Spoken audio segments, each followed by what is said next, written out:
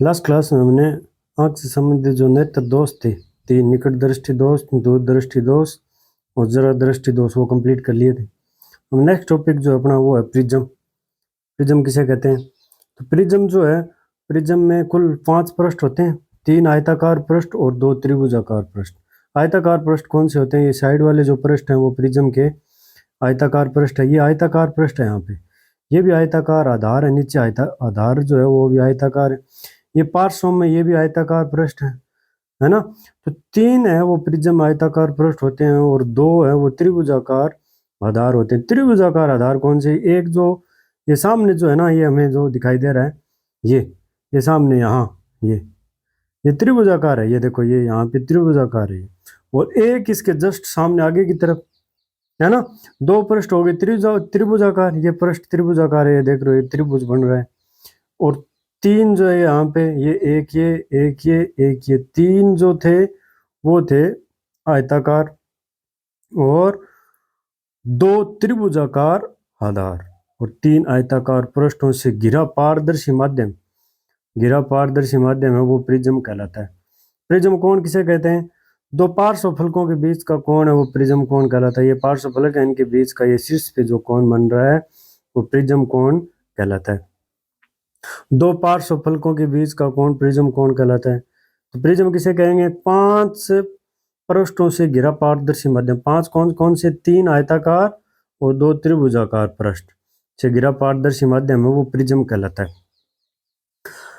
इसके बाद है नेक्स्ट टॉपिक, जो प्रिज्म द्वारा प्रकाश का अपवर्तन कैसे होता है वो पढ़ना है। प्रिज्म द्वारा प्रकाश का अपवर्तन। तो देखो, प्रिज्म द्वारा प्रकाश का अपवर्तन किसे कहेंगे? तो ये यहाँ पे प्रकाश किरण आ रही है प्रिज्म पे, ए बी, ये आपतित किरण है। क्या है ये? आपतित किरण। देखो आप, क्या है? आपतित किरण। ए बी क्या है? आपतित किरण।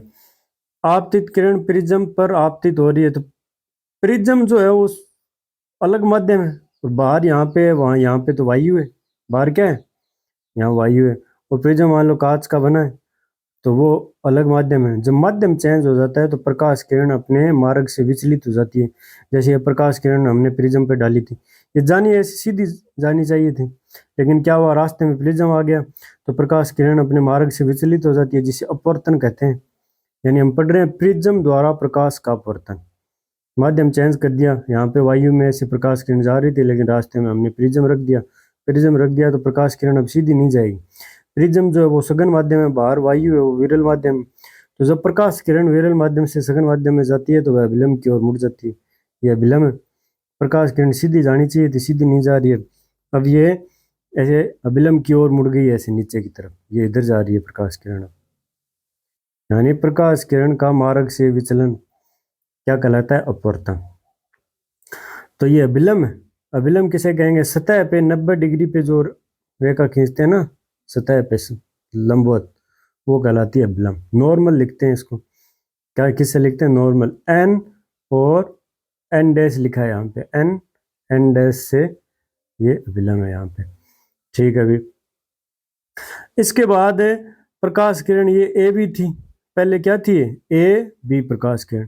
उसके बाद अंदर है प्रिज्म के वो किरण है बी सी प्रकाश किरण। यहाँ पे जैसे ही टकराई, अब ये प्रिज्म से प्रकाश किरण बाहर निकलेगी।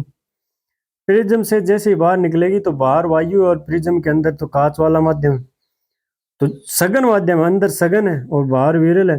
जब प्रकाश किरण सघन माध्यम से विरल माध्यम में जाती है तो ये 90 डिग्री पे अभिलंब खींच लेंगे। सतह पे 90 डिग्री पे खींची गई रेखा वो कहलाती है अभिलंब। तो प्रकाश किरण ऐसी सीधी जानी चाहिए थी, लेकिन जब सघन से विरल माध्यम में जाती है तो ये सीधी नहीं जाके अभिलंब से दूर जाती है, ऐसे अभिलंब से दूर हट गई है, ये इधर जा रही है। और क्योंकि बाहर माध्यम है वायु, विरल है बाहर माध्यम कौन सा? विरल। और अंदर कौन सा? सघन। जब प्रकाश किरण सघन माध्यम से विरल माध्यम में जाती है तो प्रकाश किरण अभिलंब से दूर हट जाती है, अभिलंब से दूर। ठीक है। तो ये प्रिज्म से अपवर्तन देख रहे हैं हम। जब विरल माध्यम से सघन माध्यम में जा रही है तो प्रकाश किरण इस अभिलंब से दूर हट रही है। जब सघन माध्यम से विरल माध्यम में जा रही है तो नहीं, इसमें सघन से विरल में जा रही थी, सघन से विरल में जा रही है, तब ये अभिलंब से दूर हट रही है। और विरल यहाँ पे विरल है और अंदर सघन है। जो विरल से सघन में जा रही है तो अभिलंब की ओर मुड़ रही है।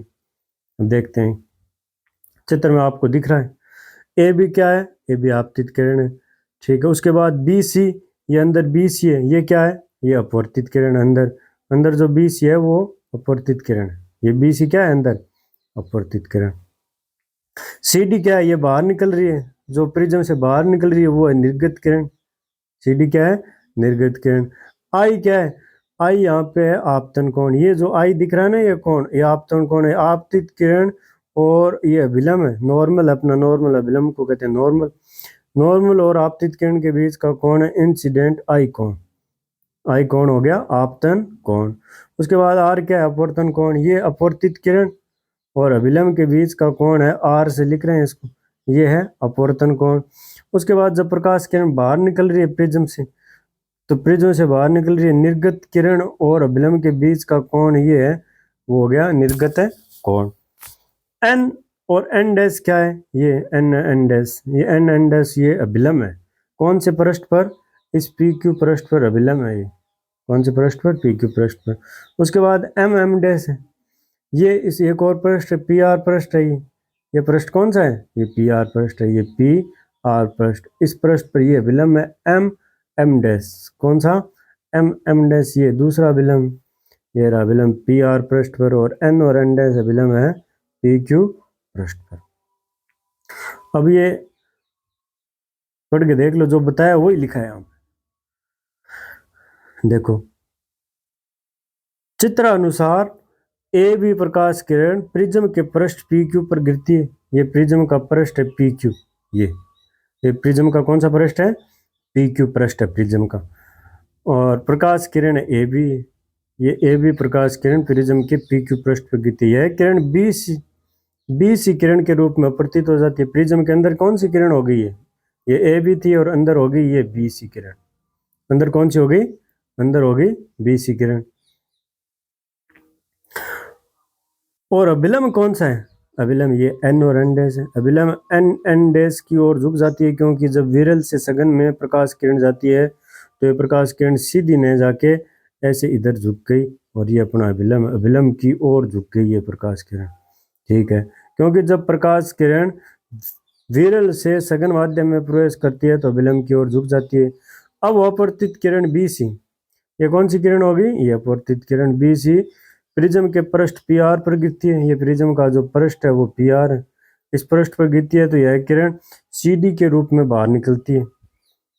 देखो ये रही किरण बी सी, और ये प्रिज्म से बाहर निकलेगी, तब उसको नाम दे दिया, इस किरण को नाम दे दिया सी डी किरण। प्रिज्म से बाहर क्या कौन सी किरण निकल रही है, सी डी, तो यह किरण सी डी के रूप में बाहर निकल जाती है और हम इसे निर्गत किरण कहते हैं, ठीक है। यह किरण अभिलंब से दूर हट जाती है, क्यों भी दूर क्यों हटेगी, क्योंकि अंदर है वो सघन माध्यम है और बाहर कौन सा है, बाहर विरल माध्यम है, बाहर तो विरल माध्यम है और अंदर कौन सा है, अंदर सघन माध्यम है, तो सघन से विरल में जाती है तो ये अपना अभिलंब है, ये सीधी जानी चाहिए थी ऐसे सीधी, लेकिन सीधी नहीं जा रही है, इधर अभिलंब से दूर हट गई, क्योंकि जब प्रकाश किरण सघन से विरल माध्यम में जाती है तो अभिलंब से दूर हट जाती है,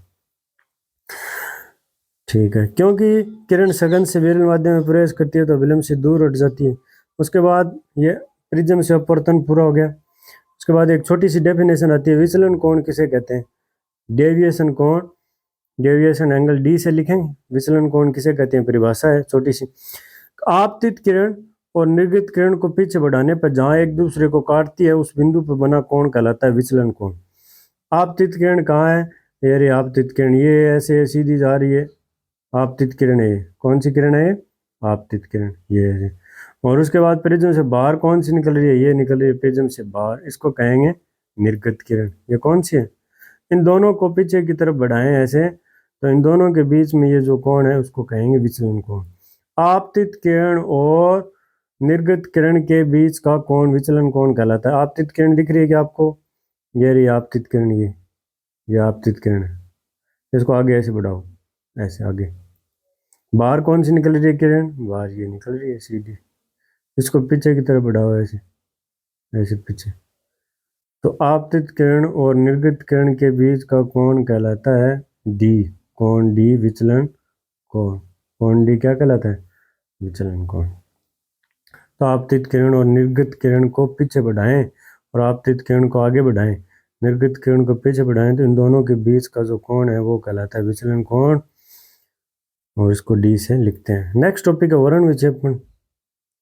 प्रिज्मन से जब प्रकाश गुजरता है तो प्रकाश 7 रंगों में बंट जाता है और उसे कहते हैं वर्ण विक्षेपण। प्रिज्म पर जब सूर्य का श्वेत प्रकाश अपने मूल रंगों में विभक्त होना, प्रिज्म द्वारा श्वेत प्रकाश का अपने मूल 7 रंगों में विभक्त होना कहलाता है वर्ण विक्षेपण। सर्वप्रथम न्यूटन ने इसे बताया था। वर्ण विक्षेपण को सबसे पहले किसने बताया था? न्यूटन ने, आइजैक न्यूटन ने। स्पेक्ट्रम किसे कहेंगे? 7 रंगों का जो समूह है ना, पट्टी बनेगी 7 रंगों की पास पास में, इंद्रधनुष जैसे हमें 7 रंग पास पास दिखाई देते हैं, तो वो स्पेक्ट्रम होता है 7 रंगों का। स्पेक्ट्रम किसे कहेंगे? प्रिज्म द्वारा श्वेत प्रकाश का 7 रंगों में विभक्त होने से बनी पट्टी को क्या कहते हैं? स्पेक्ट्रम कहते हैं। प्रिज्म, अब आगे चित्र से समझते हैं इसको। देखो, स्पेक्ट्रम किसे कहते हैं, वर्ण विक्षेपण किसे कहते हैं और स्पेक्ट्रम किसे। अब रंगों का जो क्रम है स्पेक्ट्रम, हमने कहा 7 रंगों के 7 जो रंग दिखाई देते हैं वो, जैसे ये रंगों का क्रम 7 रंग। जब प्रकाश, श्वेत प्रकाश प्रिज्म पर आपतित होता है तो प्रिज्म से बाहर जब वो प्रकाश निकलता है तो वो 7 रंगों में बंट जाता है, उसे वर्ण विक्षेपण कहते हैं। अच्छा, वर्ण विक्षेपण में 7 रंगों की पट्टी है ना, तो उसे स्पेक्ट्रम कहते हैं 7 रंगों का। तो उन रंगों का क्रम रहता है फिक्स, विबजोर से लिखते हैं उनको। किससे लिखते हैं? विबजोर, VIBGYOR, विबजोर। वी का मतलब है वोयलेट यानी बैंगनी, आई का मतलब है इंडिगो यानी जामुनी रंग, बी का मतलब ब्लू यानी नीला, जी का मतलब ग्रीन यानी हरा, वाई का मतलब येलो यानी पीला, और ओ का मतलब ऑरेंज यानी नारंगी, और रेड, आर का मतलब रेड यानी लाल रंग।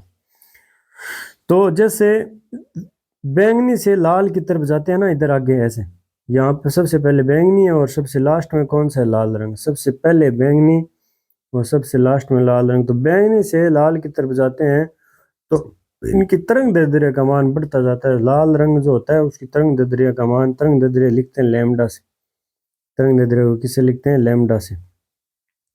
तरंग दैर्ध्य का मान सबसे अधिक होता है लाल रंग का। कौन से रंग का? लाल रंग का जो लैम्डा है वो सबसे अधिक होता है। तो तरंग दैर्ध्य का मान बढ़ता जाता है तो लाल रंग का प्रकीर्णन भी सबसे ज्यादा होता है।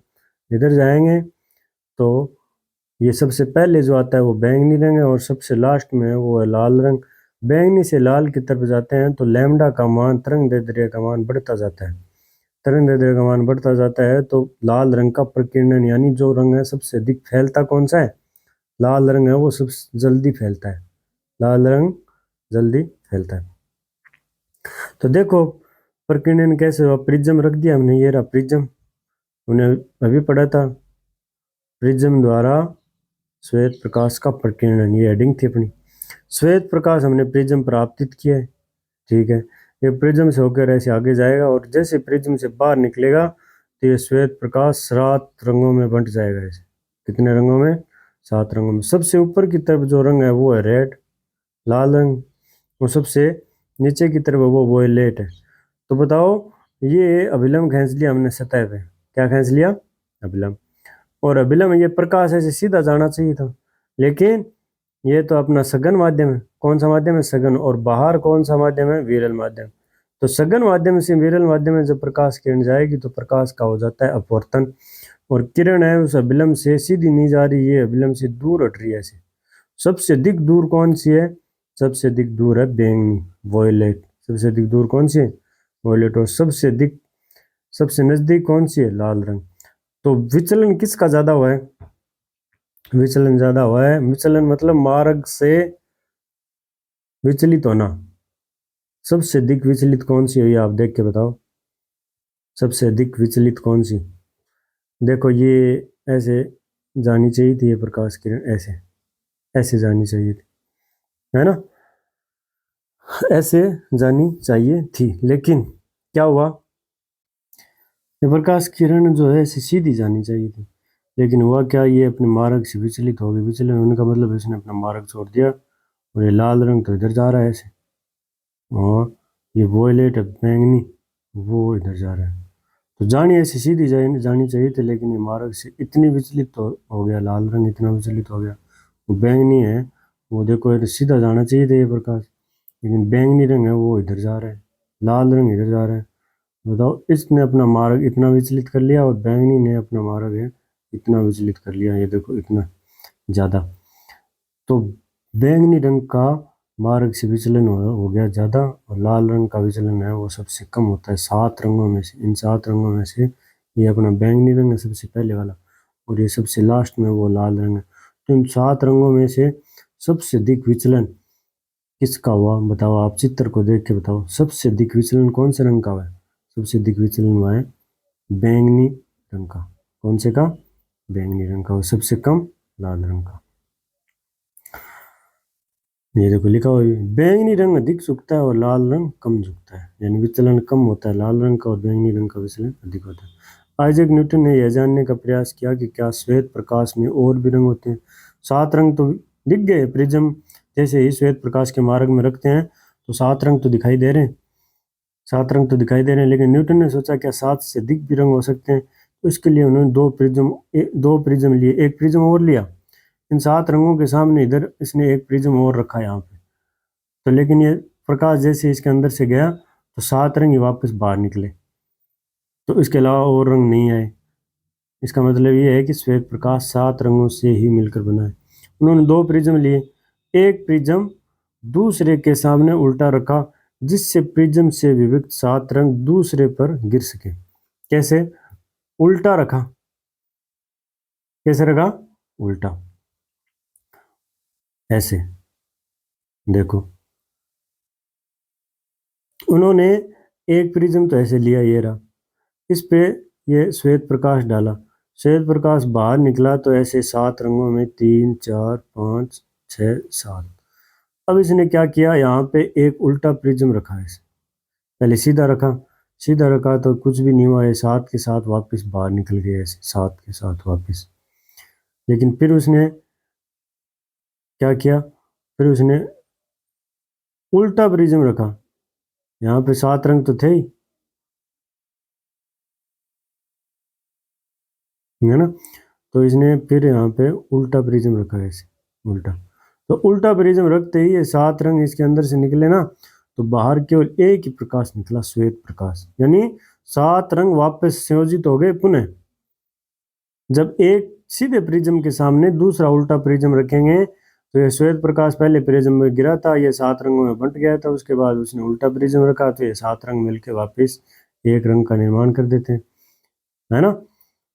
अब देखो क्या बोल रहे हैं न्यूटन, देखो 2 प्रिज्मों को लिया, एक प्रिज्म दूसरे के सामने उल्टा रखा, दूसरे के सामने उल्टा रखा जिससे प्रिज्म से 7 रंग दूसरे पर गिर सके।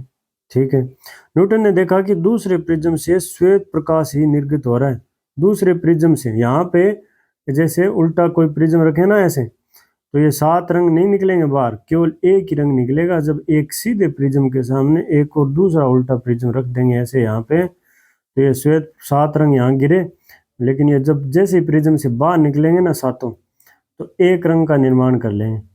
यानी इससे पता चलता है कि सूर्य का जो श्वेत प्रकाश है वो 7 रंगों से मिलकर बना है। न्यूटन ने कहा कि श्वेत प्रकाश केवल 7 रंगों से मिलकर बना होता है।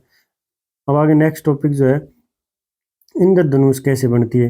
इंद्रधनुष बनना, जब वर्षा के बाद जल की सूक्ष्म बूंदों से गुजरने वाला प्रकाश के परिक्षेपण से इंद्रधनुष बनती है। भी ये वर्षा की बूंद है, ये क्या है, पानी की जब बारिश हो रही है और उसके बाद जस्ट बाद जैसे प्रकाश, थोड़ा थोड़ा प्रकाश भी है सूर्य का, तो सूर्य की विपरीत दिशा में जैसे पानी की सूक्ष्म छोटी बूंदें, बारिश हुई है अभी भी, तो सूर्य से जो थोड़ा बहुत प्रकाश आएगा वो पानी की एक छोटी सी बूंद पर जब प्रकाश गिरेगा, और पानी है, वो पानी है उसके अंदर तो पूरा ही, यानी बाहर तो वायु है और यहाँ पे क्या है, यहाँ पानी, इसका मतलब ये सघन माध्यम है और ये बाहर वायु है, ये क्या है, विरल माध्यम है। तो जब यहाँ पे श्वेत प्रकाश गिरेगा वर्षा की बूंद पे, और ये बाहर वायु और अंदर क्या है, पानी है, तो माध्यम चेंज हो गया, माध्यम चेंज होने पे अपवर्तन होता है ना। अपवर्तन होता है ये प्रकाश किरण सीधी नहीं जाएगी, अब अपवर्तित होकर यहाँ जाके बारिश की दूसरे पृष्ठ पर, वर्षा की बूंद है तो इसमें ये गोलाकार होती है बूंद, तो यहाँ पे ये चारों तरफ इसका बूंद का पृष्ठ है, तो जैसे ये इधर जाके टकराएगी ये बाहर नहीं निकलेगी, ये वापस यहीं से परावर्तित हो जाएगी और बूंद के अंदर ही परावर्तित हो रही है, तो इसको बोलते हैं पूर्ण आंतरिक परावर्तन। अब ये यहाँ से वापस बाहर निकलेगी, और माध्यम अंदर पानी है और बाहर वायु है, तो माध्यम चेंज होगा, तो अब होगा अपवर्तन। क्या होगा? अपवर्तन। तो इंद्रधनुष में कौन कौन सी, जब इंद्रधनुष बनती है तो कौन कौन सी घटनाएं होती है? सबसे पहले है वो, सबसे पहले होता है अपवर्तन, उसके बाद यहाँ टकराएगी तो ये होगा परावर्तन, फिर बाहर निकलेगी फिर वापस होगा अपवर्तन। तो पहले अपवर्तन, फिर परावर्तन, फिर वापस अपवर्तन। इंद्रधनुष बनती है तो सर्वप्रथम क्या होता है? अपवर्तन, उसके बाद परावर्तन और अंत में क्या होता है? अपवर्तन। इंद्रधनुष बनती है तो 3 घटनाएं होती है, सबसे पहले अपवर्तन, उसके बाद परावर्तन और फिर वापस अंत में अपवर्तन। पढ़ते हैं, देखो इंद्रधनुष बनना अपना टॉपिक है। इंद्रधनुष बनना कैसे बनती है इंद्रधनुष? देखो, जब वर्षा के बाद जब जल की सूक्ष्म बूंदों से गुजरने वाले प्रकाश के प्रक्षेपण से इंद्रधनुष बनती है। जल की बूंदें किसके भांति कार्य करती है? जल की बूंदें प्रिज्म की भांति कार्य करती है। जल की बूंदों में प्रवेश करने वाला प्रकाश अपवर्तित होगा सबसे पहले, उसके बाद परावर्तित और पुनः अपवर्तित होकर बूंद से बाहर निकलता है और श्वेत प्रकाश के 7 रंगों की पट्टी बन जाती है। इंद्रधनुष सूर्य की किस दिशा में? इंद्रधनुष जो है वो सूर्य की विपरीत दिशा में बनता है। ठीक है, इसके बाद है वायुमंडलीय अपवर्तन। नेक्स्ट टॉपिक जो अपना वो है वायुमंडलीय अपवर्तन। कौन सा है? वायुमंडलीय।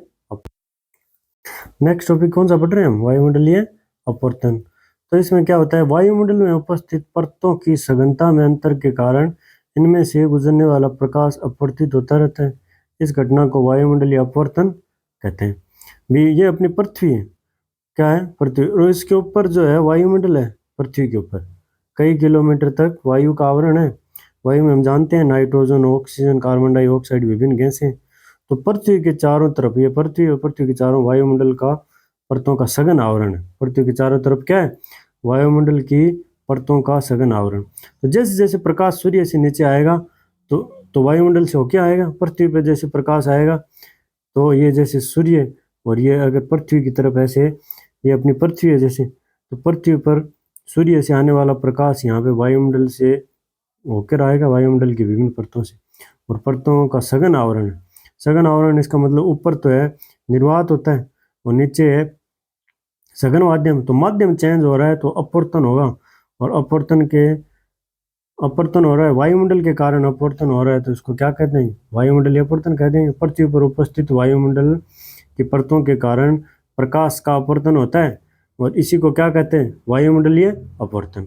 वायुमंडलीय अपवर्तन पर आधारित घटनाएं होती है, विभिन्न घटनाएं होती है वायुमंडलीय अपवर्तन पर आधारित। पहली घटना जो है वो है तारों का टिमटिमाना। बोले प्रश्न आता है कि तारे क्यों टिमटिमाते हैं? तो वायुमंडलीय अपवर्तन के कारण।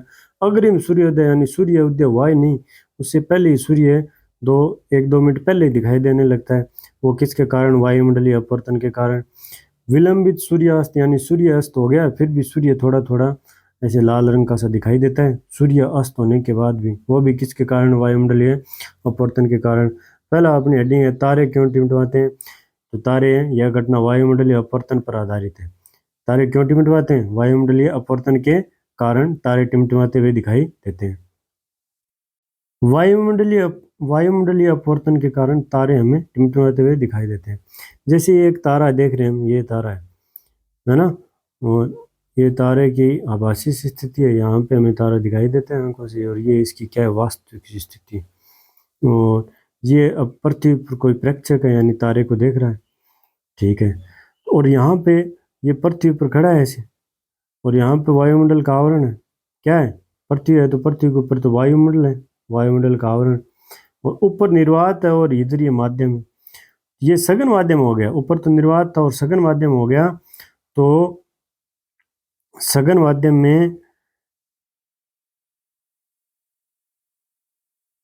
में क्या होता है?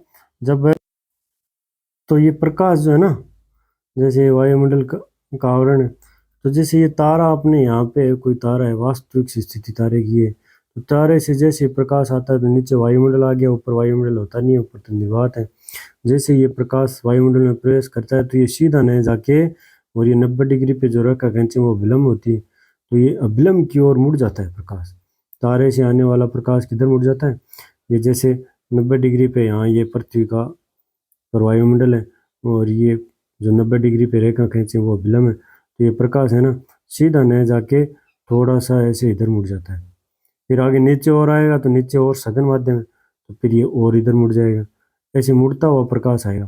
तो हम तो सीधा देखेंगे एकदम ऐसे, जैसे ये प्रकाश इधर मुड़ गया, प्रेक्षक की आंख में आता है, धीरे धीरे थोड़ा थोड़ा थोड़ा मुड़ते हुए यहाँ आ गया प्रेक्षक की आंख में यहाँ। तो ये ऐसे ऐसे लगेगा जैसे तारा थोड़ा सा ऊपर है। और जैसे हवा चलेगी तो वायुमंडल में कभी विरल वायुमंडल होगा, कभी कम विरल होगा, कभी कम सघन होगा। ऐसे वायुमंडल की सघनता और विरलता थोड़ी धीरे धीरे बदलती रहेगी, थोड़ी थोड़ी। तो ये तारा कभी तो इधर दिखाई देगा नीचे, कभी ऊपर दिखाई देगा, कभी इधर ऊपर दिखाई देगा। तो तारा अपनी जगह ऐसे ऐसे लगेगा जैसे तारा टिमटिमा रहा है, लेकिन वास्तव में तारा टिमटिमाता नहीं है। तारा तो अपनी एक जगह पे फिक्स है, लेकिन वो उसकी स्थिति हमें वायुमंडलीय अपवर्तन के कारण बदलती हुई दिखाई देती है, तब ऐसे लगता है वायुमंडल में तारे टिमटिमा रहे हैं। तो आपको सीधा सा प्रश्न आता है कि तारे टिमटिमाते हुए क्यों दिखाई देते हैं, तो वायुमंडलीय अपवर्तन के कारण तारे हमें टिमटिमाते हुए दिखाई देते हैं। कैसे, देखो, तारों से आने वाला श्वेत प्रकाश जैसे जैसे पृथ्वी की ओर आता है, वैसे वैसे वायुमंडल की परतों की सघनता बढ़ती जाती है। तारों का प्रकाश लगातार अभिलंब की ओर झुकता जाता है और वह आभासी स्थिति से थोड़ा ऊपर दिखाई देता है। यह आभासी स्थिति विस्थायी नहीं रहती, ये स्थिति आभासी है, ये विस्थायी नहीं है। ये कभी ऊपर चली जाएगी, कभी नीचे आ जाएगी, क्योंकि वायुमंडल है, वायुमंडल में हवा चलेगी, तो हवा चलेगी तो वायुमंडल की सघनता बदलती रहेगी, कभी कम होगी कभी ज़्यादा होगी। तो आभासी स्थिति भी स्थायी नहीं रहती, जिसके कारण तारा कभी चमकीला कभी धुंधला दिखाई देता है और तारे टिमटिमाते हुए दिखाई देते हैं। उसके बाद वायुमंडल अपवर्तन पर आधारित दूसरी घटना थी कि सूर्य उदय से पूर्व और सूर्य अस्त के बाद, यानी सूर्य अस्त हो गया और सूर्य उदय से पूर्व, यानी सूर्य उदय हुई वही नहीं है, पहले ही सूर्य दिखाई दे रहे हैं। और ये दूसरी घटना है सूर्य अस्त के बाद, यानी सूर्य अस्त हो गया फिर भी 1-2 मिनट तक सूर्य दिखाई देता है, वो भी क्यों, वो भी वायुमंडलीय अपवर्तन के कारण। कैसे, सूर्य से आने वाला प्रकाश निरंतर वायुमंडलीय परतों से गुजरता है, इन परतों की सघनता वो सेम ही है, तारे क्यों टिमटिमाते हैं वही घटना है। वायुमंडलीय अपवर्तन के कारण ही सूर्य उदय से पूर्व सूर्य और सूर्य अस्त के बाद सूर्य हमें दिखाई देता है। इन परतों की सघनता पृथ्वी की सतह की ओर लगातार बढ़ती जाती है। ये वायुमंडल है, और वायुमंडल जैसे जैसे पृथ्वी की सतह की तरफ आएंगे तो यहाँ धूल मिट्टी के कण ज़्यादा होंगे पृथ्वी की सतह के नज़दीक, तो यहाँ सघनता ज़्यादा होगी, जिसके कारण प्रकाश अभिलंब की ओर झुकता जाता है और सूर्य वास्तविक स्थिति 2 मिनट पूर्व और सूर्य अस्त के 2 मिनट बाद तक दिखाई देता है।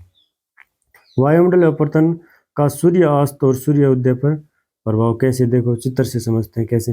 ये पृथ्वी अपनी, ये क्या है, पृथ्वी, और हम मान लो पृथ्वी पर खड़े हैं तो हम हो गए प्रेक्षक, और ये सूर्य उदय होना है अभी, ये क्षैतिज है, क्षैतिज से जैसे ही ये क्षैतिज है पृथ्वी की सतह, अच्छा इससे नीचे सूर्य, और सूर्य जैसे ही यहाँ से ऊपर आएगा तो सूर्य उदय हो जाएगा।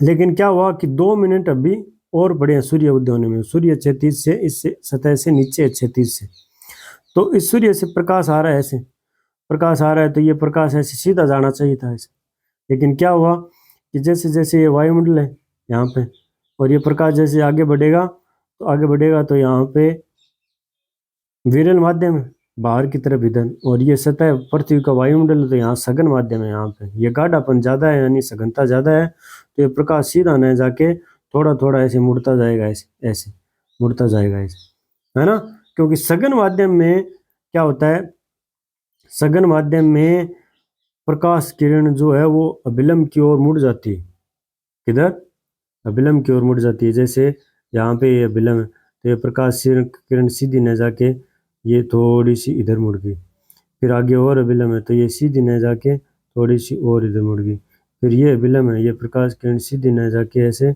और इधर मुड़ गई, और हमारी आंखों में प्रकाश आ जाएगा यहाँ से सूर्य से ऐसे मुड़ता हुआ, है ना, ऐसे मुड़ता हुआ आएगा ऐसे प्रकाश, ऐसे अपवर्तन के कारण प्रकाश किरण की दिशा मुड़ेगी, तो ऐसे लगेगा जैसे प्रकाश किरण हमारी आंखों में आ रही है यहाँ पे, तो हमें लगेगा कि ये सूर्य है यहाँ पे, लेकिन वास्तव में तो सूर्य यहाँ पे नहीं है, सूर्य ये ये नीचे ही है, सतह से नीचे ही है, यानी सूर्य उदय अभी हुआ नहीं है, लेकिन 1-2 मिनट पहले ही सूर्य हमें दिखाई देने लगता है। यही सूर्यास्त के समय होता है। ये पृथ्वी की सतह क्षैतिज हो गई, सूर्य अस्त हो गया, क्षैतिज से नीचा चला गया सूर्य, तो इसका मतलब सूर्य अस्त हो गया, लेकिन फिर भी 1-2 मिनट तक लाल रंग का ऐसे सूर्य दिखाई देता है थोड़ा थोड़ा। क्यों? क्योंकि सूर्य अस्त हो गया और इससे यहाँ प्रकाश आ रहा है और यहाँ पे वायुमंडल आ गया, तो यहाँ पे हम अभिलंब खींचेंगे वायुमंडल की सतह पे, तो ये प्रकाश सीधा न जाके ऐसे थोड़ा सा मुड़ जाएगा। फिर यहाँ पे एक और अभिलंब, ये प्रकाश सीधा न जाके थोड़ा सा और मुड़ जाएगा, तो हमारी आंखों में आएगा जैसे ऐसे लगेगा सूर्य सूर्य यहाँ पे, लेकिन वास्तव में तो सूर्य कहाँ है? वास्तव में यहाँ नीचे। 1-2 मिनट तक सूर्य अस्त के बाद भी सूर्य दिखाई देता है। किसके कारण? वायुमंडलीय अपवर्तन के कारण सूर्य उदय और सूर्य अस्त के बाद भी सूर्य में दिखाई देता है। सूर्य से आने वाली प्रकाश किरण निरंतर वायुमंडल परतों से गुजरता है। इन परतों की सघनता पृथ्वी की सतह की ओर बढ़ती जाती है, जिसके कारण प्रकाश अभिलंब की ओर झुकता जाता है और सूर्य वास्तविक स्थिति 2 मिनट पूर्व और सूर्यास्त के 2 मिनट बाद तक दिखाई देता है। यह किसके कारण होता है? वायुमंडलीय अपवर्तन के कारण। इसके बाद प्रकाश का प्रकीर्णन। वायुमंडल के सूक्ष्म कणों द्वारा प्रकाश फैल जाता है। इस घटना को क्या कहते हैं? प्रकाश का प्रकीर्णन कहते हैं। बैंगनी रंग का प्रकीर्णन सबसे ज्यादा होता है, परंतु लाल रंग का प्रकीर्णन सबसे कम होता है। क्यों? क्योंकि लाल रंग की तरंग दैर्ध्य ज्यादा होती है, जिसके कारण लाल रंग का प्रकीर्णन फैलता बहुत कम है और फैलता नहीं है, तो उसी कारण जो खतरे के निशान है वो लाल रंग के बनाए जाते हैं, क्योंकि ये प्रकाश लाल रंग ज़्यादा फैलता नहीं है और हमारी आंखों तक पहुंच जाता है। परंतु बैंगनी रंग की तरंग दैर्ध्य सबसे कम होती है।